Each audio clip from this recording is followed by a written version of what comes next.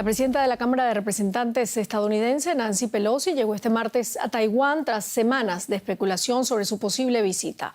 Pekín, que considera a Taiwán como parte de su territorio, calificó el viaje de gran provocación política. El Ministerio de Defensa chino amenazó con operaciones militares específicas para contrarrestar la visita. En una declaración publicada tras su llegada a la isla autónoma, Pelosi reiteró el firme compromiso de Estados Unidos hacia la democracia de Taiwán. La presidenta de la Cámara de Representantes de Estados Unidos no hizo declaraciones al llegar a Taiwán, pero sí se expresó en Twitter. Nuestra visita a Taiwán, escribió, honra el compromiso inquebrantable de Estados Unidos en su apoyo a la vibrante democracia de Taiwán. Nuestras reuniones con los líderes de Taiwán reafirman nuestro apoyo a nuestro socio y a la promoción de nuestros intereses compartidos, incluyendo los avances en una región Indo-Pacífica libre y abierta. Conectamos a esta hora con Adrián Foncillas en Pekín con más información. Adrián, Nancy Pelosi ha hecho caso omiso a las amenazas de China y a los consejos del propio gobierno estadounidense. ¿Ha habido reacciones del gobierno de Xi?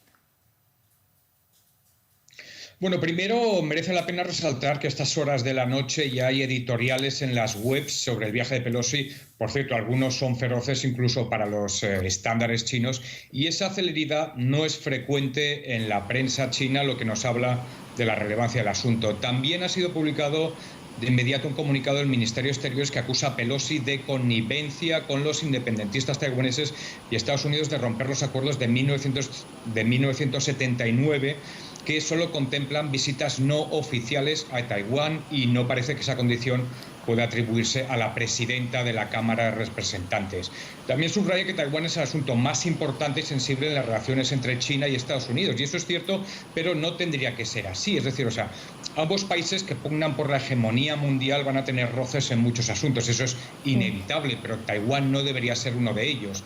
La única razón por la que lo es porque Estados Unidos sabe que es el tema que más le duele a China y parece decidido a meterle el dedo en el ojo siempre que pueda. Así es, China reiteró la respuesta con medidas contundentes y la legisladora demócrata ponía un pie allí en la isla.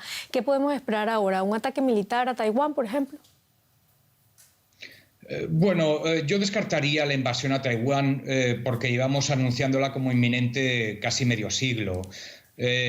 Lo que sí que ha hecho China ha sido prohibir la importación de productos alimentarios a un centenar de empresas taiwanesas, pero está claro que con eso no le basta para salvar la cara. China ha prometido esta semana varias veces, además, que habrá una respuesta militar. Ha hecho que el ejército no se quedará con los brazos cruzados, y eso es lo que precisamente se espera, porque lo contrario sería entendido como una rendición, no solo por el mundo, sino, peor para el gobierno aún, por su pueblo.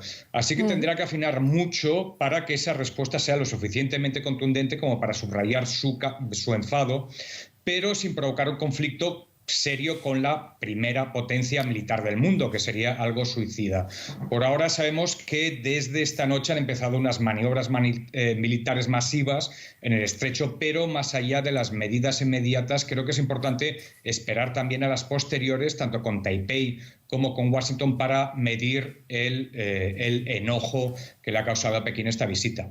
Claro que sí, Adrián. Muchos analistas dicen que la visita empeorará las ya deterioradas, muy deterioradas relaciones entre las dos principales potencias mundiales, Estados Unidos y China. ¿Qué efectos traerá entonces esto? Cuéntanos.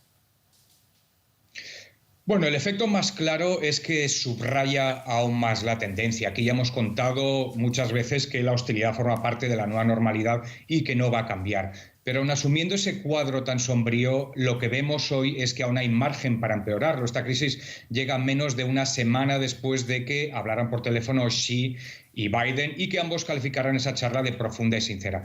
Esas charlas antes al menos servían para calmar las aguas unas semanas, ahora ya ni eso. Y otro efecto que me temo que va a tener esto es un aspecto del que se habla poco, pero que es muy importante en la geopolítica, y es la química entre los líderes. Yo temo que la confianza entre Xi y Biden haya quedado ya irremediablemente arruinada con este viaje de Pelosi. Y eso es importante. Si recordamos en tiempos de Trump, por ejemplo, incluso en lo más crudo de la guerra comercial y de la guerra tecnológica, pues parecía que Xi y Trump tenían química. Trump le invitaba a Mar-a-Lago, decía que era su amigo, y eso daba cierta esperanza. Bueno, pues yo creo que ahora ya no podemos agarrarnos ni siquiera a eso. Muchísimas gracias, Adrián Foncilla, por este análisis desde Pekín. Gracias a vosotros. Un abrazo. Seguimos hablando de este tema porque la pugna por Taiwán no es solo un asunto diplomático, Paco.